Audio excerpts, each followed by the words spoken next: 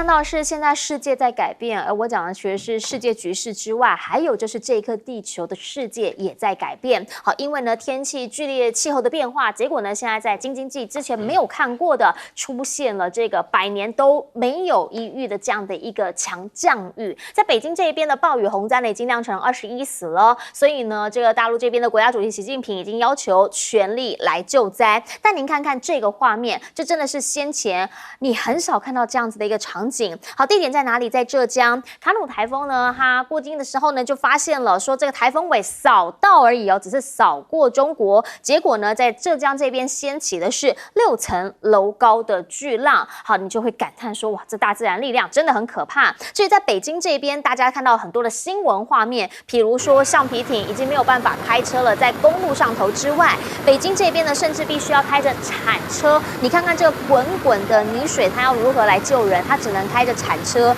然后呢来救援一家3口，让他们直接跳到他的那个铲子上面，才有办法渡过滚滚泥流。可下面的这个流水速度非常的湍急，非常的快。都是惊险画面，希望大家一切平安，也希望呢救援能够及时来到达。但现在传出的是什么？是说呢，在株洲这边，竟然有救援队没办法去的原因，是因为他们讲啊，每一次在邀请救援队来帮忙的时候，是需要发邀请函的，但是邀请函上面要盖公章，而现在很多地方都淹水啦，结果公章被冲走，说没有办法邀请函。好，这么一件事情在网络上面被爆出之后，开始了政府直接讲能救人的就来，不用什么邀请函了啦。好，包括什么？包括了国外也有看到这个讯息，苹果 CEO 的库克呢就直接在微博上面宣布，他们决定要捐款来支援。其实呢，在网络上面会出现非常多的画面，特别是在这种天灾之前，大家都希望能够尽快的救到每一个人。但这个画面让大家印象深刻了。好，这是在 Twitter 上面哈，有人就 po 了这么一个画面来看看这个现场还有声音呢。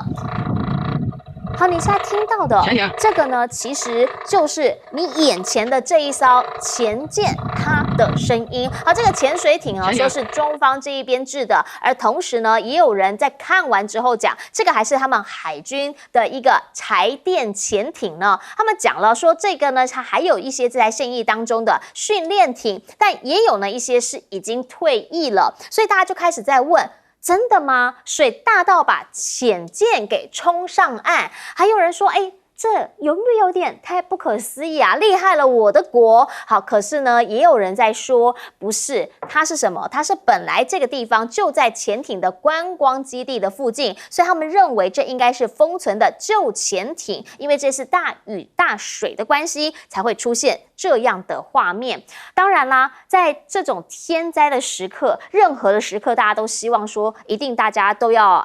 它安全，然后不要有任何的死伤。可是当出现这样子的意外的时候，好像就容易被拿出来做文章。可是也必须要讲，没有任何事物是可以挡住大自然的。因为就连美国当时也都出现这样的一个画面。当年在1944年他们美国海军第3舰队他们认为我的航母这么大一艘，对不对？万吨航母，我决定要跟台风正面对决。一位叫蛮牛将军哈尔西呢，他就决定要直接给他开过去，结果造成了2艘航母受到重创之后，失踪人数还有800多人。而在2018年的时候呢，那个时候是飓风。好，当时呢，佛罗伦斯的飓风逼近的时候，美国海军也赶紧下令啦，我们所有的舰艇都要离开最大基地。为什么？因为就是你不要跟老天爷硬干嘛，包括什么？包括了最强战机遇上最强飓风。好，当时也是佛州这里的22架 F-22。因为飓风经过，然后结果被严重迫害。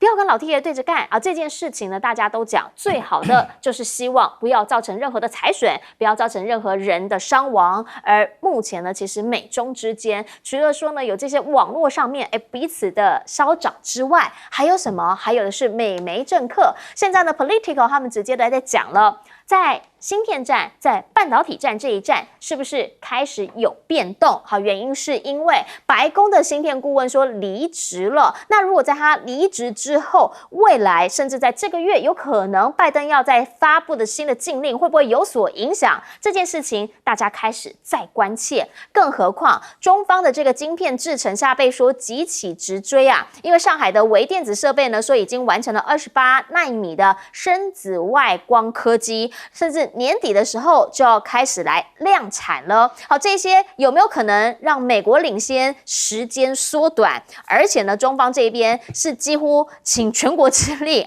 来宣布，甚至呢要资助30项的芯片研究，为的就是抗衡美国的相关禁令。那现在呢，应该要怎么样来看这些事情？好，目前的这个亚洲协会是美国智库，他所呼吁的是，美国应该要放弃主导的想法，因为中美争霸东南亚。好，什么意思呢？就是东南亚人会认为啦，这一些基于规则的秩序言论呢，都是虚伪的。你要放弃在东南亚追求美国主导这件事情，然后同时应该承认你是这个区域众多参与者的其中之一不要让人家觉得说好像就是你说了算，就是要跟着你，这样也许对你会比较好。怎么样来思考这些问题？回过头请教亮哥，怎么样来看？好，现在京津冀的这一场暴雨洪灾已经造成21死，当然了，这些画面看起来是触目惊心。这个是2重因素同时发生了。第一个就是从来没有想过一个台风可以北上到华北，甚至到东北这个杜苏芮台风嘛，对，这个历史上真的没有发生过这么大规模的，说台风可以窜到华北，一般都是到华东、华南那这是窜到华北那第二个就是京津冀，它整个都是平原所以它当大水开始淹来的时候，它有一些本来是比如说水库的设计，它就怕整个被淹掉，那造成更大的水患，所以它自己就泄洪你知道吧？那泄洪当然就是伤到了下游，所以有一些村就整个被淹掉。像我昨天在抖音看到一个片子，我就非常难过。有一个是养鸡的，那他花了5、6年在那边养鸡，那些鸡他没有办法救啊，因为他的上游要泄洪，那些鸡就完了，就是很多这种很无奈的场面那当然他们也调动了解放军去救人就是把村里面，尤其是比较高一些地方有土石流啦，有那个山洪爆发的地方，赶快把人救出来那其他你就看到一大堆东西都在水上漂了，一大堆汽车嘛什么的真的触目惊心因为昨天我听苑举正老师说，说那个整个就是只能够从天津那边，然后排到海里面去，所以就要让水一直往下走不然你就只能让它这样，不然你要怎么排走呢？你要怎么排走这里面也有一些人在讲说，是不是下水道建设啦、排水建设做得不好？我跟你讲这种骤间雨量北京大概2天多下了2年的雨量，1000毫米，我跟你讲，这个都没救了，任何社会都没救了可是就是说它是平的所以北京后来就紧急做了处理，可是河北省有一些乡村就非常非常惨就是这样所以我觉得这一次给人家感觉就是气候变迁就是台风竟然可以到华北、东北，那可能对未来这个地方的整个建设，它的设计就要有点调整了就我觉得这个就是完全没有想到会有这样的一个灾难就是台风会到华北，然后整个京津冀大平原都淹水的时候怎么办？是就以前没发生过嘛，再是这样。以前没发生过，但现在发生了。但这个画面呢，我们就要请教赖老师，您怎么样来看？好，这个呢是在 Twitter 上面看到的一个中国制的潜水艇，说搁置在岸上，会让大家觉得说，怎么还在发出运转的声响？真的很奇怪真的就是因为被洪水给冲上岸了吗？会不会有点扯？来请教赖老师，您怎么判断？这个潜舰是非常非常古老的潜舰1950年代的。那时候是中苏的关系，苏就苏联非常好的时候，所以前苏联就把这个生产技术移转给中国大陆，中国大陆有能力生产，造了80几艘啊，那也卖到世界各国去，其中卖到朝鲜卖了10几艘过去啊。那由于它太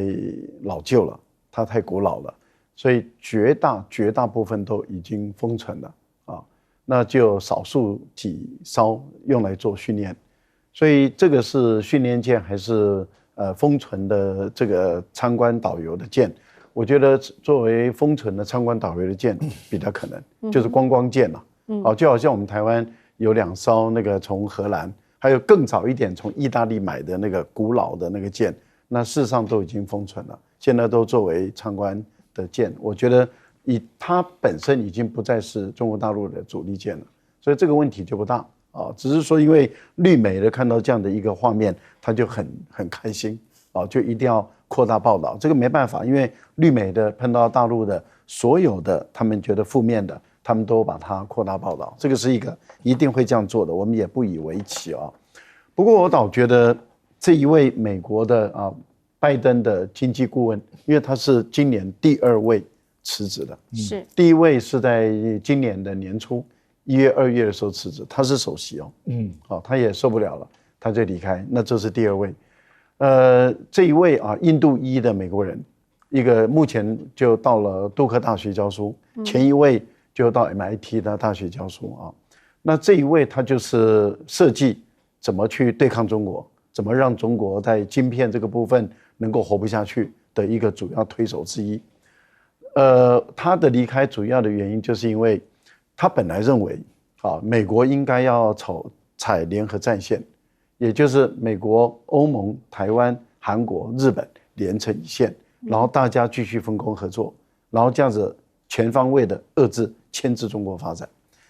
然后他没想到说，美国竟然搞了这么庞大的补贴案，因为都是几百亿美元的补贴案，要发展自己本土的这个晶片的制造产业。因为他本来还是主张应该采用这种分工的一个方法，可是问题就在于，对于美国人来讲，他要自己发展产业的时候，日本也要了，所以熊本也贴了1000多亿台币，给台湾给台积电做了1场，现在要做2场。欧洲德国他也要了，法国他也要了，所以等于是大家都要，因为大家都怕被美国人卡脖子。今天美国人卡中国的脖子，明天美国人可以卡你日本的脖子。当初美国人就是这样把日本卡死了，所以对欧洲人来讲，他也不想被你美国人卡脖子，他也要自己发展，结果全部都自己发展。那你这个晶片的生产就一定过剩，而且投资额太大，那所以他绝对不可能升级了嘛，因为投资那么大，然后市场就是那么一部分，而最大的市场竟然在中国大陆，那你想这些半导体是不是全死？他就离开了嘛，因为他施展不开了。其实会把全球的生产链搞乱的就是他嘛，还好意思说了他。好，他呢其实现在也讲了一个大白话，他说什么？他说呢，在跟中国关系日益紧张的情况之下，现在好像已经变成一种政治负担了。所以我们要请教介大使，您怎么样来看这些问题？这个就表示美国对中国大陆这个芯片的围堵战现在面临一个大危机。这个主政者也可能他自己辞职也可能被怎么讲呢？被这个开除了。我认为都有可能。他反正就是大学教授，他又回杜克大学教书了。但是美国现在这个当然就是说，我们在前几个礼拜，就美国3大晶片巨头的老板都到华府去跟拜登政府恳谈了。基本上就是说，你再这样做下去的话，我们这个公司我们会严重受损。你要考虑到美国公司付出的代价，你只看到中国大陆公司付出代价，中国大陆产业付出代价，你没有看到美国付出的代价。所以这个就是一个很大的警讯因为你这种政策，尤其在选举年而且就是说 Intel 的这个 CEO 还特别讲了一句话，我觉得这句话就有够重。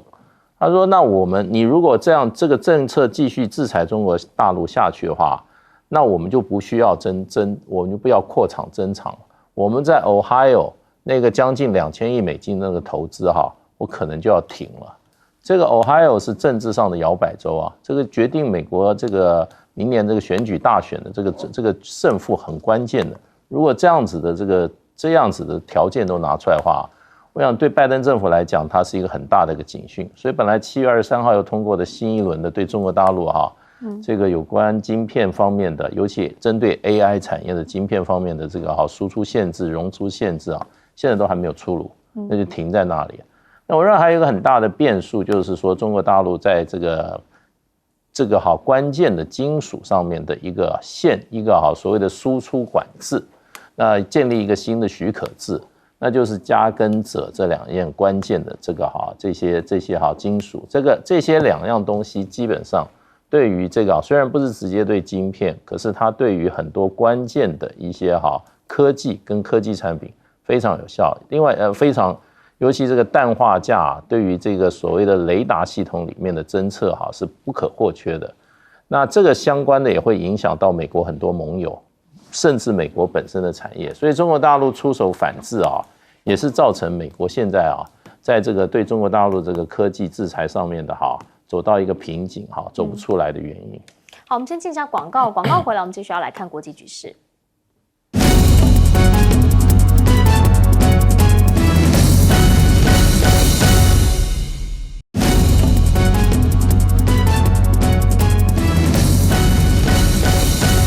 好，我们刚刚讲了，美国现在其实面临蛮多挑战，但是您看看这一家人岁月静好这个是谁？这个是拜登。拜登夫妇呢，他们现在回到家乡去度假，那当然啦，就看到他们这些画面，骑单车啦、看电影月光散步等等等，好像都忘了现在美国媒体其实问他们都想问什么？当然问了他儿子的事情之外，也想问川普川普现在说，因为试图推翻2020大选结果呢被起诉之后，来参加了听证会。那到法院应讯的时候呢，支持者跟反对者就在法院外头给杠起来了，而他直接自己讲了，他说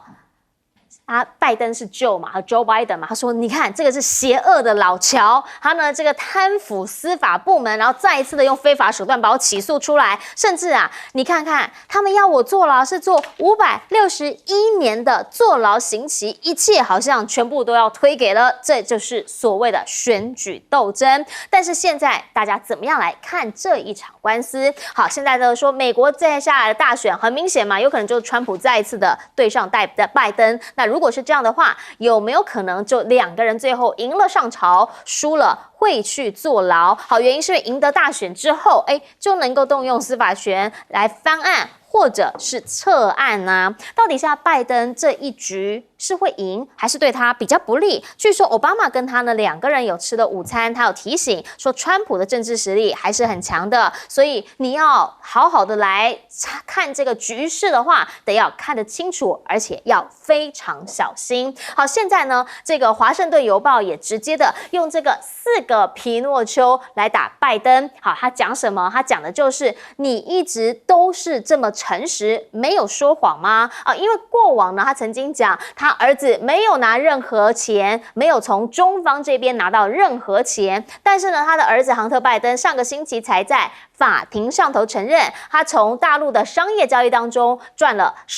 几十万美元。好，那如果是这样的话，跟你原本讲的就完全不符合了，对吧？现在对于拜登来说，除了儿子官司问题，对手到底有没有可能因为官司而把他支持率往上打的问题？还有一个就是经济问题。好，现在美国的信用评级遭下调之后，惠誉呢已经在他的这些报告里头把下调原因讲得非常清楚，告诉他我是在警示你。而且呢这个一下调之后，马上股债双杀原因是因为当然这会对信心造成影响。分析师也说有可能会冲击到美元的霸权地位。好，可是我们的股神巴菲特是这样看的，他觉得不担心因为他觉得过往也是 S&P 有曾经调降过嘛，又不是第一次，那一次虽然有跌，但是后来有回来，所以他不担心。但是有理由担心，原因是因为这表示大家看到的确实是在眼前可能正在发生当中的危机，而到底未来的美元甚至是联准会这边有没有可能因为经济等等的因素让升息循环结束呢？对于这一些目前呢在市场上消息看法有非常多种，我们等等可以来听专家的解释。但是对于美元这件事情，大家说对它极大的影响可能是在月底8月22号，因为要开金砖峰会了。好，这次金砖峰会呢被说，其实呢有没有可能就是会对于美元来造成挑战？因为有越来越多人说想要加入，好，可是现在呢又被说BRICS 要扩员这件事情，印度跟巴西好像在唱反调，但是呢，他们两个人都说没有，如果他申请守规矩，一切按程序来，我们通通欢迎。好，这里面呢 ，BRICS 里面有一个带头的是巴西，巴西总统鲁拉呢，现在他就直接讲了，他认为啦，世界上为什么关心金砖？因为 G7 已经过时了，这个世界上面应该要开始用不同的价值观、不同的角度来看事情，甚至呢，他也直接呼吁，是不是弃用美元呢？我们在金砖国家之间结算，我们应该要用我们自己的这个方式跟规则来进行。俄罗斯的总统新闻秘书也直接讲说，这个就是一个去美元化的趋势。好，虽然呢在内部使用统一货币这么一件事情还没办法实现，但他认为趋势无法挡，甚至就连《富爸爸穷爸爸》的作者都在警告美元，说呢，你们要小心哦，比特币这么一件事情呢，会是防范犯罪资金的最大对冲工具。好，同时在金砖国家现在呢，也开始在讨论更多不同付费方式或者是结算方式的可能性。而现在呢，金砖国家也有人说了，它有可能不只是南方国家之外，中东这边也有人要持续的再加入，就连委内瑞拉呢，他现在也开始出来讲了，说为什么想加入金砖，因为他看到了世界多极化在这边不会被用同样的价值观强迫框在你身上，他觉得这是他想加入的原因。回过头请教亮哥怎么样来看拜登呢？现在很惬意、很悠闲去度假了。好了，他本来美国总统就有度假期啦，嘿呐，他事实上是这个国事如麻啦，故作轻松啦，他要解决的问题可多了哦。比如说他的民调跟川普差不多啊，这个就是一个很大的危机啊，对不对？川普被提出那么多的诉讼，他透过这些诉讼去募款啊，花在打法律诉讼的经费已经高达台币6亿。对，那现在又被提告，昨天又开始卖衬衫了啊 ，T 恤了啊，又开始卖了啊，又开始卖。不过可以看到每况愈下啦，就是这个我们叫做司法募款的钱越来越少啊。不过这个共和党对民主党的反击，我相信很快就会开始了啦。那当然就是针对他儿子了啊，这个很悲哀啦。你明年可能会看到美国有史以来最没有水准的总统大选，然后投票率可能不高啊，那都很无奈啦，就是。共和党里面第2名输拜登输很远啊，不输共和党里面输川普输很远，对，那个州长输了30%，然后民主党里面输拜登第2名也差很远啊。那美国的民调很奇怪哦，有将近60%不希望这2个人再选，那结果民主党跟共和党各自的民调，这2个人都遥遥领先，对，所以这个大概是民主政治有史以来最大的笑话了。这个美国总要解释一下吧，对啊，不是说民主是最伟大的制度吗？那怎么会产生这么明显的矛盾呢？60%的人不希望这2个人选，是，那这2个人在民主党跟共和党的民调都遥遥领先，这什么逻辑呢？所以以为大众的智慧就是最好的解决方式，恐怕这一次就是大错特错。这个我们不管啊，这个反正就是美国嘛可能就是美国国运日衰。主要有一些表征不过那个金砖因为前一阵子传到印度跟巴西有意见，那现在又在改口了，那莫迪大概不会去了，他就用视讯嘛，那大概就知道他挡不住扩充成员了，那干脆就不要去了不过他扩充成员之后如何定位自己，然后要发挥哪一些议题，这个众所瞩目好，那另一个部分呢，我们要请教一下介大使哈，原因是因为在金砖现在呢，我们都讲了说呢，他们其实是要形成一个不同的体系，特别是在月底的这一场聚会，现在其实西方国家也很关注。对，现在他们就是说，好像巴西也反对扩员啊，然后印度也反对扩员啊，这都是美国这个西方的大媒体都说了啊。结果呢，印度也出来否认，巴西也出来否认，说我没有反对扩员啊。对，因为现在事实上大概有将近20个国家想要加入这个组织啊。那一般看起来就是说，这可能这一届啊，他会可能这一次会议会考虑2个国家，对，一个是沙烏地阿拉伯，一个是印尼。这2个国家看起来啊，谁想反对也不敢反对，因为印度不敢反对沙特啊。印度第一个，印度要买油啊，另外一个呢，印度人你知道有多少在沙特打工的啊？印度人在沙特，不管是在工地，在各方面，在饭馆里面一大堆啊。印度怎么敢去得罪沙特呢？你看看印度办活动，办这个G20活动，他邀请谁做 guest？ 因为他这次的这个所谓的G20在印度举办。他做轮值主席，他可以指定一些国家啊，以这个贵宾身份，里面沙烏地阿拉伯的这个国王就是座上宾啊，他这个要这个怎么讲，拍沙特的马屁都来不及了，怎么可能反对？所以不太敢反对。那另外一个巴西也没有必要反对沙特。另外一方面呢，还有就是印尼是最大的回教国家，然后呢资源丰富。然后呢，这个国家在国际上影响力也很大，所以我是觉得他会反对一些小国啦、穷国啦、小国啦，来分大家资源的国家。可是这2个国家我看是很难反对得了。当然，这中间有阿根廷跟巴西关系是不好的，可能巴西会去挡他。可是呢，巴西不会去挡这个沙特，巴西也不会挡这个印尼。所以我是觉得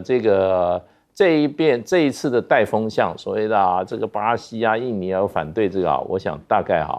这一波就是西方国家带的风向，我觉得不太可能成为事实。但那要请教赖老师了。所以去美元化呢，因为在这一次好像去美元化、弃用美元，这一些已经变成了一个在这一次的金砖当中大家最在意的事情。对，因为这一次的金砖5国的峰会讨论2个议题。一个就是他们感受到美元给这些发展中的国家，尤其是新兴的国家带来的痛苦跟困扰。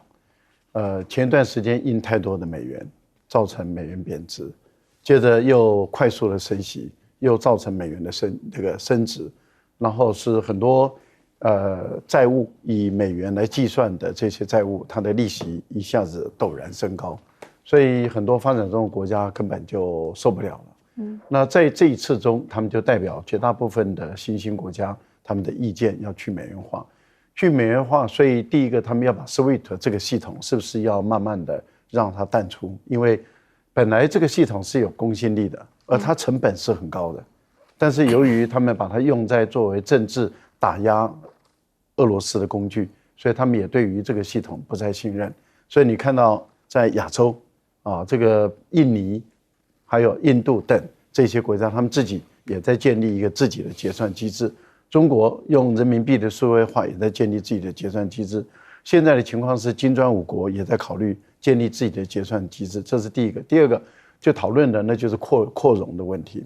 扩容目前来说的话，我们看到20几个国家是正式的提出来，可是还有20几个国家表达它的意向，所以就一下子有40几个国家他们在排队要进入。所以金砖5国它本身的影响力确实已经开始碾压这个 G7。你看 G7 在上一次日本拼了命想把它办好，但是很明显的它的影响力跟世界的媒体的关注度就下降。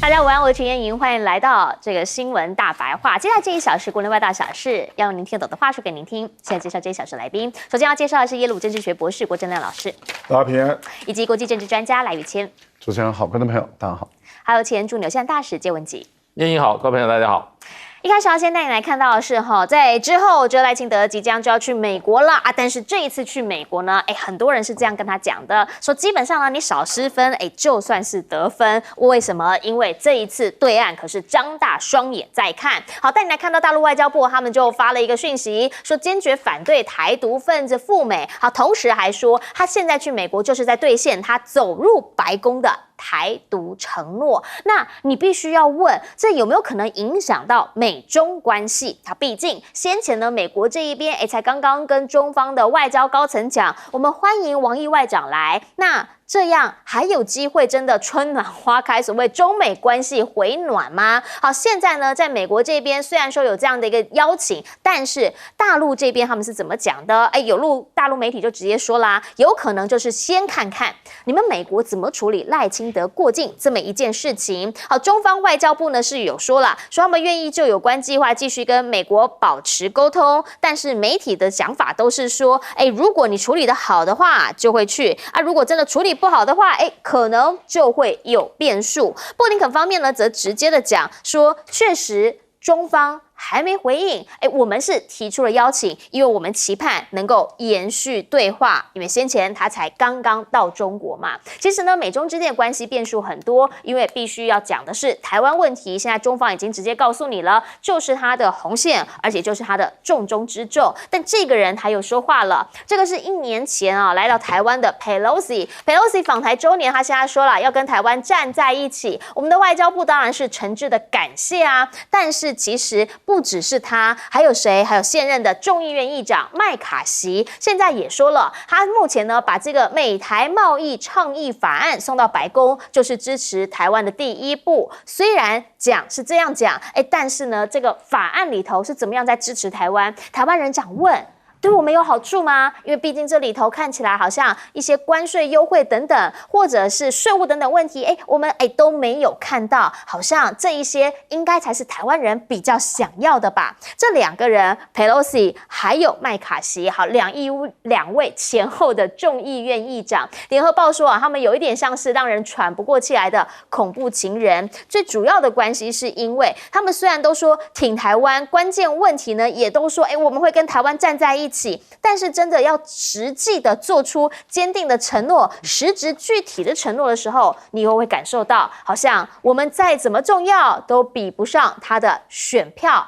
来重要。其实呢，不只是美中台之间，现在还牵扯了一个日本。好，原因是因为台美日呢，现在美国的前官员讲了，应该要赶紧来设一个协调机制，因为如果会有危机的话，不先前一直在讲吗？台湾有事，是不是真的日本有事呢？而这件事情呢，基本上在日本这边，他们内部的民众、政治人物，大家都有不同的看法，因为大部分的人还是希望最好什么事情都没有，和平最好嘛。所以现在这一位美国的经济学家，同时是这个唐奖得主一位学者叫做萨克斯，他就直接说了，他说他认为去年 Pelosi 来台这么一件事情，对于美中台已经是火上加油，而且呢不尊重中方，他是以美国公民的身份在观察这件事，他觉得这样子的一些作为只是美方的政治人物想要让这个区域更加危险，拿到他自己想要的东西。毕竟在国际上头，很多人在讲台湾什么今日乌克兰明日台湾之类的这种类比但是呢我们就必须要告诉您了，台湾真的不是乌克兰呐。好，但是呢这个美国的智库是怎么说的？美国的智库是想要告诉你说，虽然讲是这样讲，但是未来10年两岸之间的关系，两岸之间的譬如说类骚扰啊、隔离啊、封锁这些准军事行动还是会持续再升级的。那可是你会不会觉得说就真的大举入侵台湾？他觉得不踩红线基本上这个几率不大。好，可是你也必须要了解中方他们现在配合着他们国力，配合着他们整个经济的发展，确实军力也在增加。譬如说他们现在已经大量的在量产歼20，数量有可能会多过这个美国的 F-22。那如果是这样的话，军力上头从海军到空军是不是都开始产生质量的变化？那我们刚刚提到了近1年来他们扰台的记录呢，基本上已经又再次突破，所谓的中线也已经不见，这一些都是常态了。而美中台之间的关系呢，其实也就在去年 Pelosi 来台之后，好像切香肠一样回不去了。那如果是这样的话，台湾在未来每一步都要更加的谨慎，怎么样的做才是对我们真的比较好的？至少把这个红线不要这么逼近我们，不要感觉这么逼人。回过头来请教亮哥，您怎么样来看赖清德即将要过境美国，但是现在大陆外交部说话了。我觉得中国大陆对美国的试验会有很多回啦，因为11月 APEC 还很久啊。哦，对，而且又不是只有赖清德这件事啊，还有比如说那个2758号决议不包括台湾那个法案才刚送到参议院啊，还有李家超可不可以去 APEC 啊？所以后面还有很多关呐。这个只是中国大陆知道美国这个拜登想要搞拜习会嘛，所以他就一关一关给你试，就看你的诚意啊。我是觉得美国这个前后的议长啊，是他不断用挑战中国的方式，那这个然后来博取台湾的这个表示说他跟台湾站在一起啊，这种逻辑都是台湾有事，美国就有事，让台湾这个民进党还有独派感到很雀跃啦，都是这种搞法啦啊。可是台湾真的只能这样搞吗？事实上，我们台湾都是这样搞啊，包括民进党政府，几乎每个人都这样搞啊。吴钊燮、陈建仁、赖清德都是这样搞啊。台湾有事就日本有事，台湾有事就美国有事，用这样在诉求说我们备战，而且美国跟日本站在我们这边嘛。这个就是民进党的路线嘛。可是我觉得这是侯友宜去日本把这个逻辑倒过来了。他说我们为什么不去想？台湾没事，日本也可以没事。那台湾没事，美国也可以没事。我们是不是可以试着这样倒过来做？也就是说，你自己要主动的去谋求和平啊，是，然后让大家觉得这里不再是危险地区。事实上把台湾说成地球上最危险的地区，也是经济学人啊。然后接下来标题叫做 "Struggle for Taiwan"，天天在 FB。用置顶的广告也是经济学人啊，整天在鼓吹两岸就要开战的，不是英国媒体就是美国媒体嘛。那台湾为什么要去迎合这个角色？这个才是台湾应该思考的根本问题嘛。然后赖清德一副就是跟蔡英文一样嘛，就是基本上对于两岸逐渐滑向战争已经没有解了啦。他就觉得我们现在能做的只能够不断的备战，我认为备战才能避战，他逻辑就是这样嘛。问题是这样子是无止境的滑向战争的这种岌岌可危的现状，这个是台湾要的吗？搞不好是美国跟英国要的啦，搞不好也是日本的右派要的啦。那真的是台湾要的吗？这个你才要想清楚啊！而且你去看2次啊。Pelosi 来台，然后小英在洛杉矶见那个麦卡锡啊，你这里讲得很对啊。事实上，中国大陆的自己对那个军事的布局啊，他现在都是逮到了机会就做布局啊，逮到了机会就步步逼近台湾啊，用切香肠的方式啊。那 Pelosi 来台，那因为美国这个正当性理亏嘛，所以他做了。围岛军演，美国有动作吗？没有啊，美国并没有来救台湾啊。第二次蔡英文到洛杉矶见了麦卡锡，中国大陆就做了我们看不到的军演啊。对。可是很多专家都说，那个事实上在军事部署上是更直接了啊。所以你可以看到嘛，这个当你跟美国在靠近，然后美国事实上对台湾的待遇是随时可以下降的。你没看到蔡英文这次去美国就没有见到联邦官员吗？那现在赖清德又要去美国，我看搞不好待遇比蔡英文还低啊。他连那个公开的一个拜访行程搞不好都没有啊。美国可以随时降低你的规格，可是你看到中国大陆因为 Pelosi 来台，因为见到麦卡锡，他提升了武统的布局是不可逆转的在往上升所以你这样对台湾有利吗？我觉得大家恐怕都要从这里彻底的去思想一下了啊！就你自以为我见到了麦卡锡好棒棒，佩洛西来台湾好棒棒，后果就是武统的布局不断的往上升，而且2次重要来布局的时候，美国都落跑啊！而且现在是不可逆，还在往上升啊！你赖清德现在再次自己去美国，我们还不知道这一波的军演会是怎样？那美国会不会在场？我认为美国也不会在场。是来请教介大使哈，原因是因为大家其实现在就想问这么一件事情啊，当我们总是每一次发生事情的时候，大家说让世界看见台湾，然后呢，然后我们到底实质拿到的是什么？但是对岸每一次，就像刚刚亮哥所说的，他实质拿到的其实是很具体的东西，好，它的军事上面的布局，它是很具体的在前进。我们要的到底是什么？你怎么看？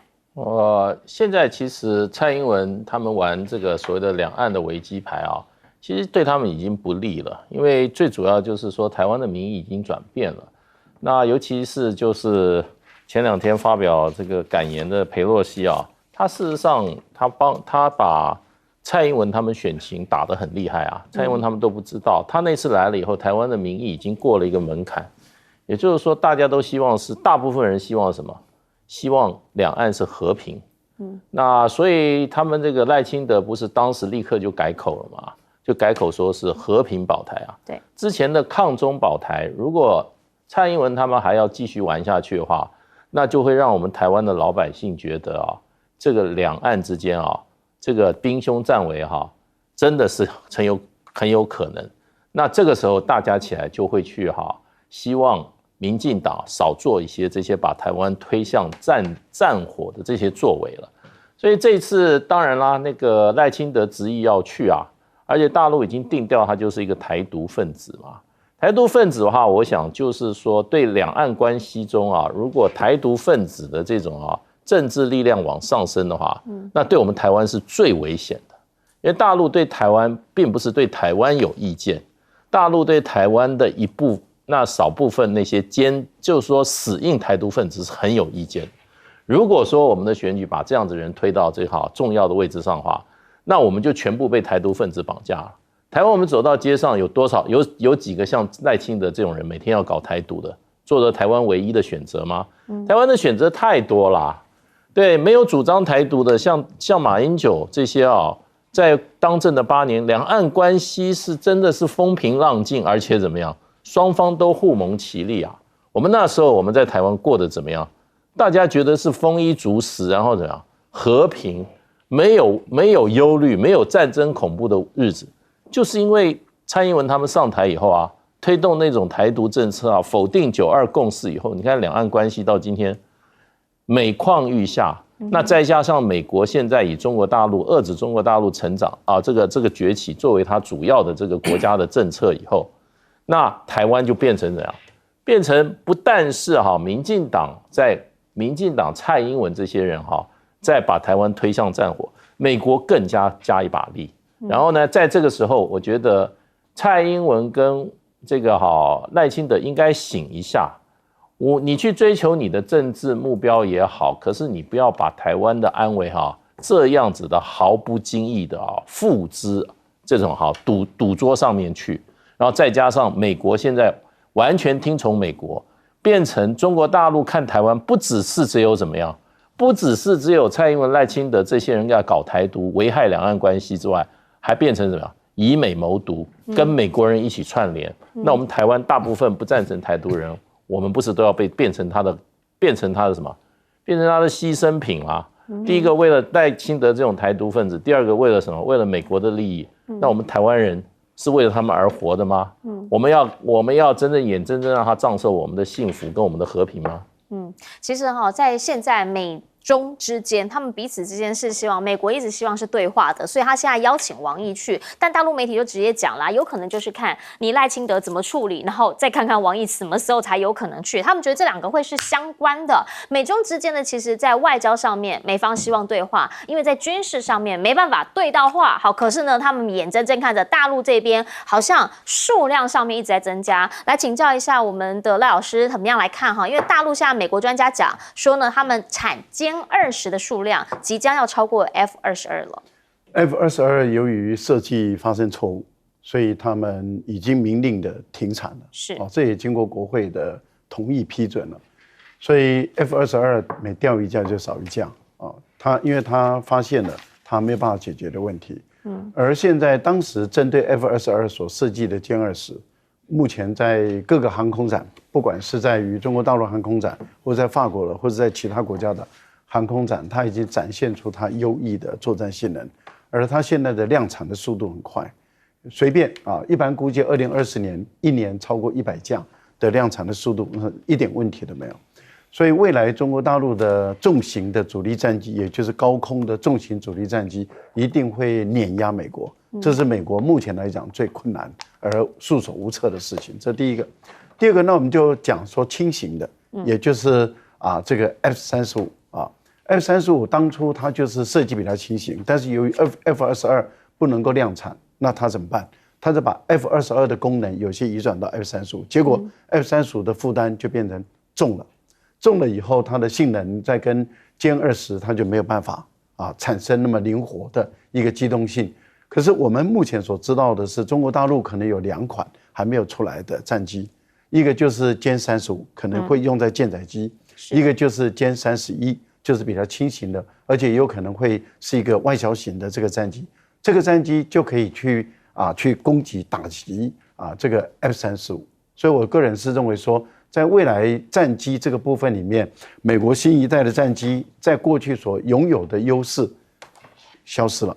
这是美国它目前最困难，但是它也没办法解决的问题。那当然，现在大部分的军事迷也在关注的就是轰20。对，轰20这种新一代的隐形战机，它的形状应该是已经出来了，那只是说它什么时候开始进行试飞，这一试飞，那很有可能就会改变了整个空军的战略的格局。这就是中国大陆在军事上发展的一个情况。我觉得我题外来谈一下赖清德跟我们中美之间的跟我们台湾之间的关系啊。周二的时候，我们就在这个节目大白话，我们就谈到了，就是侯友宜在日本的讲话，说我是土生土长的台湾人。我说这个意义不大，格局太小。那应该转变成为，只有我国民党，我侯友宜，我们才有办法让台湾没事。台湾一旦没事，日本就不会有事，美国也就不会有事，全球就不会有事，而只有我国民党侯友宜能做到。这是我们在礼拜2的时候我在这边提出来的。对，礼拜3侯友宜就在日本讲同样的话，所以那时候我看到侯友宜在日本讲同样的话，其实心情还蛮好的就是说至少想在一块了，就至少看大白话没有是在想在一块了，郭正亮，希望多看大白话。对，那我就其实是蛮开心的哈。最后讲一点，